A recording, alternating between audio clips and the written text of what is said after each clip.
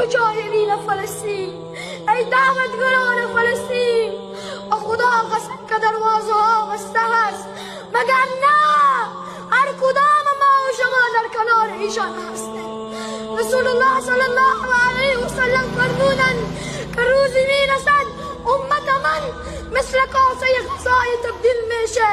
چند تا گرسنه باره که کاسه غذا حمله میکنه، غذا چقدر زود تمام میشه.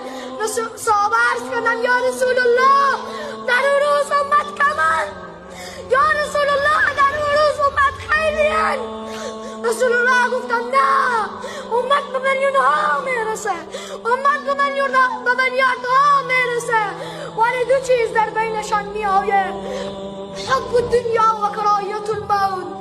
دنیا میآیه امت ما را غافل میسازه، وقتی که امت ما را غافل ساخت مرض در بینشان میآیه، امت ما از مرگ میترسد. این جان ناقابل فدای آن مسجد بشود که رسول الله در آنجا امامت دادن و تمام انبیا اقتدا کردن. این جان ناقابل فدای آن مسجد بشود که رسول الله از آنجا به معراج میرود.